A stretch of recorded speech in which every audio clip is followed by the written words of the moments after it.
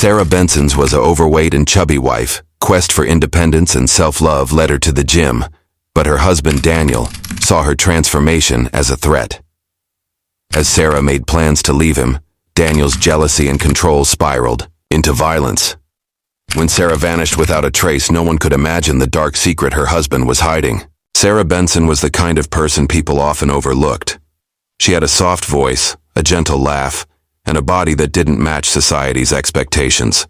At 34, she had settled into a quiet life in suburban Ohio with her husband Daniel. To outsiders, they seemed like a typical couple. Modest house, quiet routines, no children, and a shared love for old movies. But beneath the surface, cracks had long started to form. For most of her adult life, Sarah had battled insecurities about her weight. It wasn't something she talked about openly, but it was always there, lingering in the back of her mind like a shadow she couldn't shake. Daniel didn't help. Though he never said anything cruel in public, there were moments, quick and cutting, when his words left deep bruises. He would sigh loudly when she came back from shopping with clothes a size too large. He'd tease her when she reached for dessert, chuckling like it was all just a joke. But Sarah felt the sting every time. One day, something shifted. It wasn't dramatic, just a quiet realization that she wanted more energy, more confidence, more life. She signed up for a gym membership. It was a small, family-run place just 10 minutes from home. She didn't tell anyone at first, not even Daniel. It felt too personal, too fragile. For a few weeks, she went early in the morning before work, sweating it out on the elliptical machines and trying her best not to draw attention. Eventually, Daniel found out. To her surprise, he acted supportive. He bought her a water bottle, a new pair of sneakers, and even offered to drive her when it rained. Sarah was touched. Maybe, she thought, things between them were changing. Maybe he really did want her to be happy. But it was an illusion. What Sarah couldn't see was the resentment building inside him. Every time she came home glowing from a good workout, it made him feel smaller. Every pound she lost reminded him that she might not always need him. His compliments were hollow, rehearsed, and behind closed doors, his behavior turned cold. He made sarcastic remarks when she checked her weight. He smirked when she posted photos of her progress. He wasn't cheering her on. He was hoping she would fail. Sarah believed she was building a new life. She had no idea she was also building tension in a marriage that was already crumbling. And as she grew stronger, Daniel grew more distant. Something dark was festering beneath their quiet domestic life, and soon it would explode in a way no one saw coming. Sarah's transformation wasn't just physical, it was emotional. Within 3 months of joining the gym, she had lost nearly 20 pounds. Her face looked brighter, her posture straighter, and there was a new energy in the way she walked. She started to wear clothes that had once been buried in the back of her closet. People at work began complimenting her. Strangers smiled at her in passing. For the first time in years, she felt like she was being seen. But what changed most wasn't what she looked like. It was how she carried herself. Sarah began to feel proud. Her mornings had structure, her meals had purpose, and her life, once muted, now had rhythm. She joined a beginner's kickboxing class, made a few gym friends, and even signed up for a charity 5K walk. She wasn't chasing perfection, just progress. And every step forward felt like a small victory, Daniel noticed. At first, he played the part of a supportive husband, asking how her workouts were going and pretending to listen. But deep down, something in him was beginning to turn sour. He no longer had full control over her attention or her emotions. Her world was expanding beyond the walls of their home, and that scared him. He started making small, calculated comments. When Sarah would come home excited about her day, he'd downplay her progress, saying things like, "Don't get too ahead of yourself," or, "You know those diets never last." His voice was calm, but his words chipped away at her joy. Sarah tried to ignore it. She thought maybe he was just having a hard time adjusting. After all, they had been stuck in the same pattern for years. Maybe change felt threatening to him. She told herself it would get better. But the signs were there. He began to get possessive, calling her multiple times during her gym sessions. If she stayed late to chat with friends, he'd accuse her of neglecting him. He grew suspicious, asking, Why she was suddenly wearing makeup to work, or why she was spending more time out of the house. Sarah brushed it off as jealousy, thinking it was rooted in love. In reality, it was rooted in control. Behind her back, Daniel mocked her efforts. He told a coworker that Sarah was just going through a phase. He laughed as he scrolled through her social media posts, imitating her captions in a mocking tone. As Sarah pushed forward, believing in a better future, Daniel's thoughts were already turning towards something darker, something permanent. The closer she got to finding herself, the closer she came to losing everything. It was a Thursday evening, when everything changed. The kind of evening that began like any other, calm, uneventful, forgettable. Sarah left work at 5:15 p.m., drove straight to the gym like she always did, and scanned in just after 5:30. It was leg day, her least favorite, but the one she never skipped. She spent nearly an hour moving through her routine, headphones in, focused and determined. The gym was busy that night, filled with the usual faces. She smiled at a few people, chatted briefly with a trainer, then made her way to the locker room. At 7:45 p.m., security cameras caught her walking out the front door, hair damp from sweat, towel draped around her neck. She looked tired but content, scrolling through her phone as she stepped into the parking lot. That was the last time anyone saw her alive. When she didn't come home, Daniel claimed he wasn't worried at first. He said maybe she had gone out, with friends or stopped somewhere for dinner. But by morning, when there was still no sign of her, he finally called the police to report her missing. It was nearly 14 hours after she had last been seen. Police began their search immediately. Sarah's car was still in the gym parking lot, locked. Inside were her purse, wallet, and phone. Her gym bag was missing. It was as if she had vanished, into thin air. There were no signs of struggle, no broken glass, no blood, just a vehicle sitting silently in the rain-soaked lot. Detectives reviewed the gym's security footage. They watched Sarah leave through the main doors. Less than a minute later, another person appeared on the screen, Daniel. He wasn't dressed for a workout. He looked casual, calm, out of place. He didn't enter the building. Instead, he lingered, near the lot, then disappeared off camera.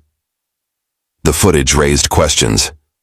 Daniel had never mentioned being near the gym that night. When confronted, he claimed he had only driven by to check on her, worried she was overexerting herself. The explanation didn't sit well with investigators. His calm demeanor, the delay in reporting her missing, and the gaps in his story were red flags. Friends and family began to worry aloud. Sarah would never just leave. She had plans, work deadlines, upcoming races, even a weekend dinner with her sister. She had too much to look forward to.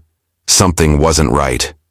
And deep down, those closest to her knew Sarah hadn't run away. She had been taken. 3 weeks passed with no answers. Flyers with Sarah's face were plastered across town, her image fading in the spring rain. Search teams combed nearby parks, wooded trails, and drainage ditches, but every effort came up empty. Her disappearance had gripped the community. Yet, as days turned into weeks, hope began to wane. People whispered theories, an accident, a secret affair, even voluntary disappearance, but none of them fit. Sarah had left too much behind, and the stillness of her digital life told investigators what they feared. She wasn't coming back. Then, a break. A hiker walking along the edge of Pine River, nearly 40 miles from the gym, noticed something strange, caught between two rocks. It looked like a bundle of cloth tangled in reeds. As he stepped closer, the smell confirmed his suspicion. Inside the soaked towels was a body, partially decomposed, wrapped tightly and weighed down with stones. The towels bore the logo of Sarah's gym. Forensic teams arrived quickly. Though the current had taken its toll, the body was soon identified as Sarah Benson. The discovery confirmed what many had begun to fear. The bubbly, determined woman trying to change her life had been silenced in the most brutal way. The autopsy revealed the cause of death, blunt force trauma to the head, followed, though, by signs of being submerged post-mortem. The manner was clear. Homicide. The towels were a strange detail. Most people wouldn't think twice about what was used to conceal the body, but detectives found it important. Gym-branded towels were only available to members or staff, and someone had taken the time to wrap Sarah in several of them, tight and deliberate. It wasn't a crime of passion. It was planned. Back at the gym, detectives pulled security footage again. They compared timestamps and cross-checked vehicle logs. Daniel's car had been captured on a nearby traffic camera, circling the area twice just after Sarah left. It was subtle, but noticeable. He had told police he drove by once. The footage showed more. Still, suspicion wasn't enough for a warrant. Investigators needed something concrete. Surveillance helped, but forensic evidence would be key. The towels were sent for trace analysis: fibers, hair, DNA, anything that might link the scene to a person. The weight of suspicion was already on Daniel, but if they could tie those towels to him, the entire case would turn. Detectives weren't just looking for who killed Sarah. They were trying to understand why.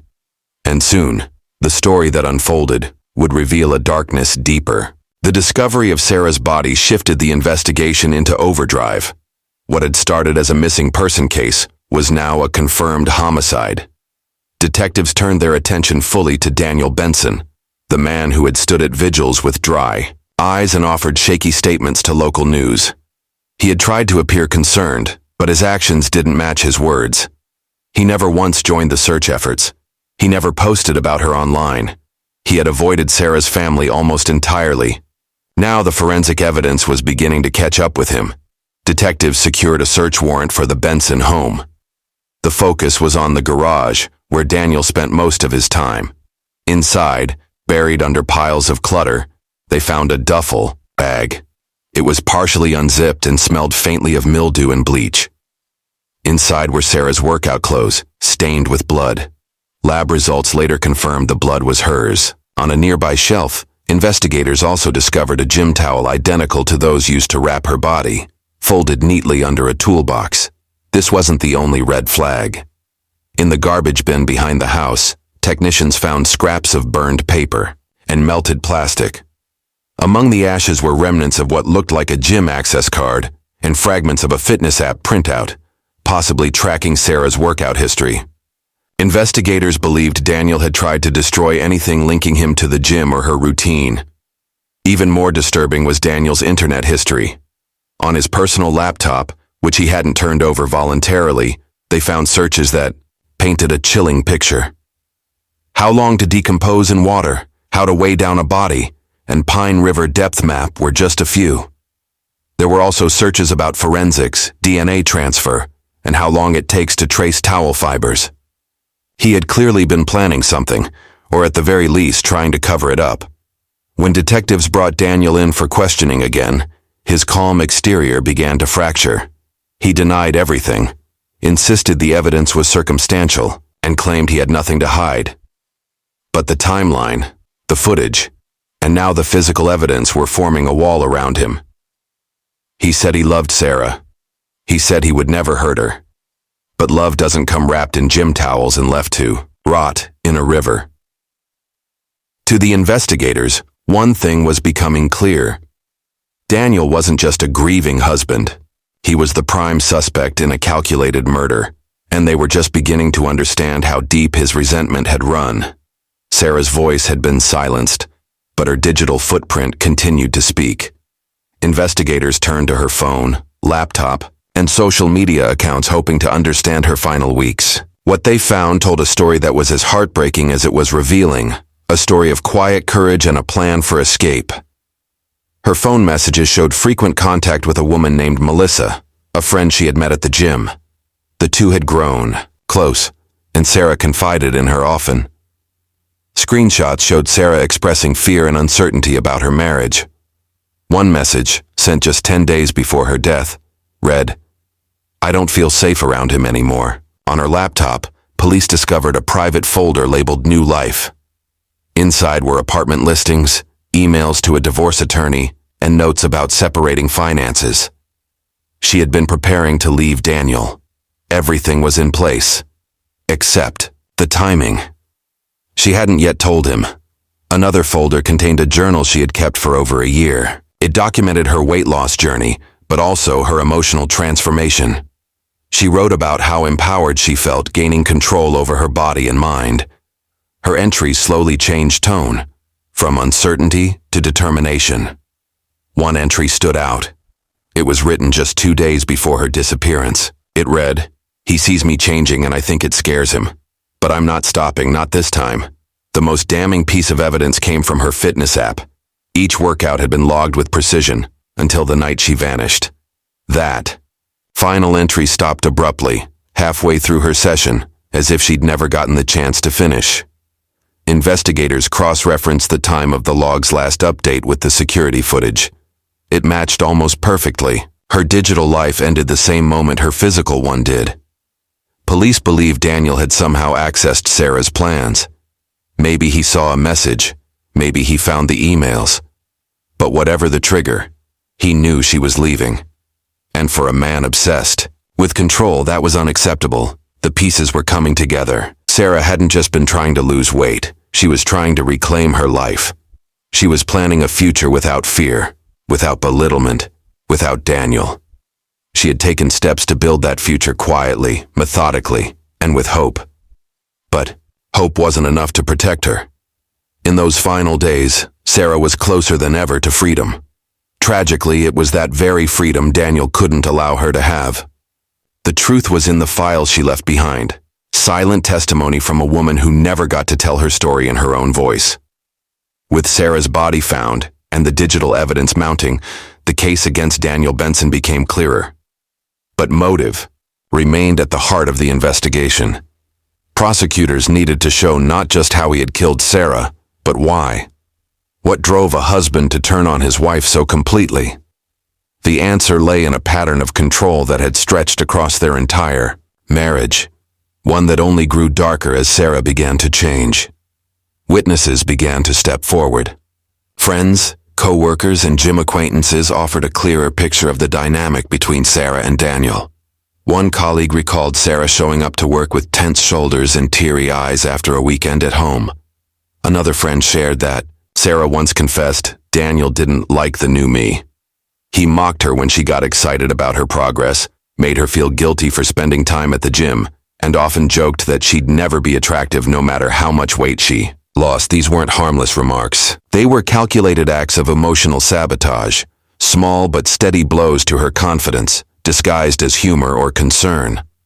And they escalated when Sarah began spending more time outside the house, building a social circle, and talking seriously about her future.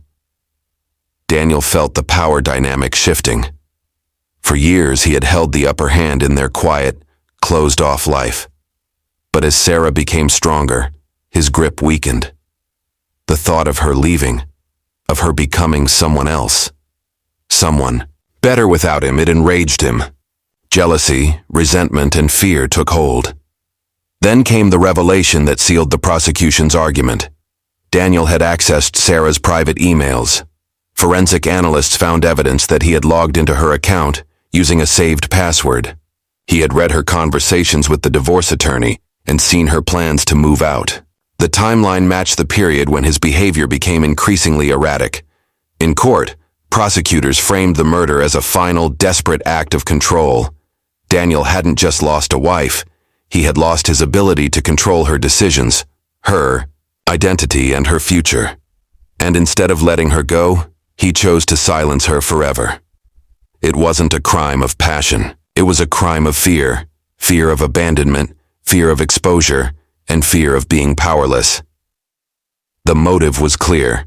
Sarah's growth threatened Daniel's dominance. And once he knew she was planning to leave, he decided that if he couldn't have her on his terms, no one else would. The trial of Daniel Benson began on a cold Monday morning in early December. The courtroom was packed. Journalists, true crime bloggers, and local residents who had followed the story closely for months. Sarah's family sat in the front row, silent and composed, clutching tissues and photos of the woman they had lost. Daniel, in a dark suit and expressionless face, looked nothing like the grieving husband he once pretended to be. Now, he was the accused. The prosecution wasted no time painting a picture of a calculated, possessive man whose anger boiled beneath the surface for years. They walked the jury through the timeline, from Sarah's growing independence to her plan to leave him. They showed her journal entries, her emails, and her final fitness log. They played the security footage that caught Daniel lurking outside the gym and presented photos of the towels used to wrap her body.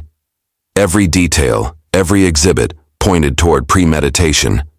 But the most powerful moment came when forensic experts took the stand. One testified about the blood-stained workout clothes found in Daniel's garage. Another discussed the microscopic fiber matches between the towels found on Sarah's body and one discovered in the Benson home. DNA analysis confirmed traces of Sarah's skin cells and blood inside Daniel's trunk. The science was undeniable. Daniel's defense team tried to dismantle the case piece by piece. They argued that Sarah's disappearance could have involved someone else, perhaps a stranger, or someone she met online. They claimed Daniel's internet searches were merely curiosity, spurred by the stress of her vanishing. They described the evidence as circumstantial and insisted there was no proof of Daniel actually committing the act. But the jury wasn't convinced. They heard about Daniel's behavior in the days following her disappearance, his delayed report, his lack of involvement in the search, and his emotionless interviews. They learned how he had accessed her emails, read about the divorce, and then never confronted her directly. It was all too calculated. Sarah's voice, preserved in digital traces and witness memories, became the beating heart of the prosecution's case. She had tried to leave peacefully. She had planned to reclaim her life. And Daniel had robbed her of that chance. In closing arguments, the prosecutor left the jury with a chilling thought. Sarah Benson didn't die because she was weak. She died because she was getting stronger.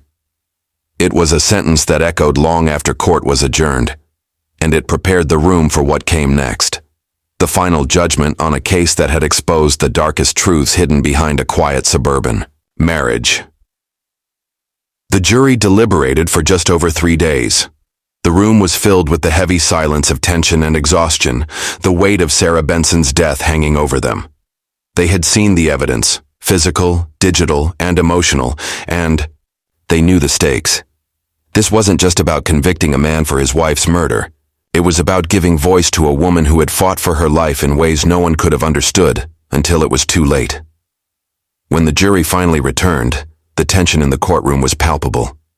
Daniel sat rigid, his face pale and expressionless, as the foreman stood to deliver their verdict. Sarah's family clung to each other, unsure of what would come next, but bracing themselves for whatever justice would bring. The air felt heavy, the moment too significant to breathe normally. Guilty, the foreman said, and the room seemed to exhale in unison. The word hung in the air like a final, undeniable truth. Daniel Benson was convicted of first-degree murder. The evidence had been irrefutable, and the jury had no doubt in their minds that he had killed Sarah in cold blood, driven by a fear of losing control. The courtroom erupted in a mix of reactions. Sarah's family sobbed with relief and grief. They had waited so long for answers, for the truth to be acknowledged. But there was no joy in their tears, only the bitter understanding that no amount of justice could bring Sarah back.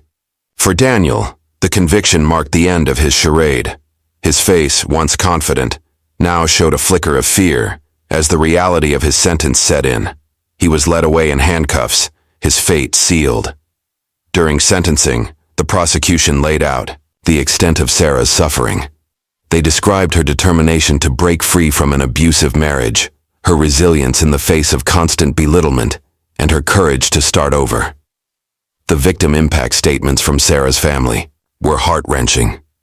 They spoke of a woman who had been more than just a wife. She was a sister, a daughter, a friend.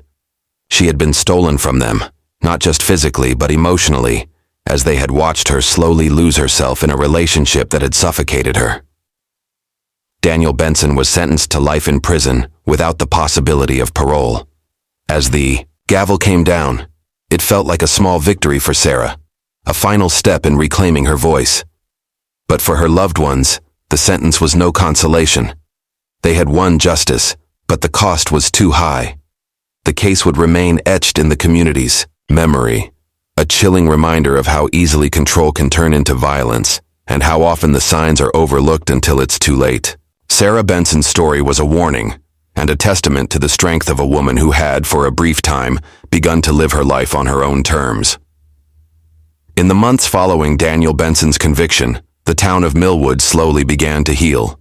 The streets that once buzzed with whispered theories and gossip about Sarah's disappearance now felt quieter, as if the weight of her death had lifted just enough to let life return to normal. But for those who knew Sarah, the world could never be quite the same. Her family, her friends, and even the gym-goers who had watched her blossom would never forget the woman who had, in the end, shown incredible courage in the face of insurmountable odds. Sarah's story became a cautionary tale, one that would resonate with many for years to come. Her tragic end, so brutally cut short, sparked conversations about control in relationships, the subtle forms of abuse that go unnoticed, and the emotional toll of manipulation that can remain hidden behind closed doors. Her life, in its final months, was a story of reclaiming agency, something so many people take for granted. But Sarah's decision to stand up for herself, even in the face of constant belittlement and fear, left a powerful legacy. In Millwood, a small memorial was set up in Sarah's honor at the local park. It wasn't large or extravagant, just a simple plaque with her name and the words, "Strength in Silence." Beneath it, there were flowers left by people who had never known her personally, but felt connected by her story. The plaque became a quiet place for reflection, a spot where people could come and think about Sarah's fight for her own happiness and the tragic end that followed. Her family, though broken by her loss, began the slow process of healing. Sarah's sister, Emily, became an advocate for victims of domestic abuse, speaking out about the hidden dangers of control and manipulation in relationships. She worked with local organizations, sharing Sarah's story in hopes of reaching others who might be in similar situations, giving them the courage to seek help before it was too late. The gym where Sarah had spent hours working on herself became a symbol of empowerment. Trainers and members who had known her shared their memories of her growth, her perseverance, and the quiet determination that had defined her transformation. It was no longer just a place for physical fitness. It became a place where people felt encouraged to not just work on their bodies, but their mental well-being, to find strength in themselves, just as Sarah had done, even when her world was crumbling. As for Daniel, life behind bars was a grim reality. His name became synonymous with manipulation and violence, his legacy forever tied to the brutal murder of the woman he had sworn to love. But his story was not the one that would linger. That would belong to Sarah, the woman who, even in her last moments, had fought to reclaim her voice, her life, and her freedom.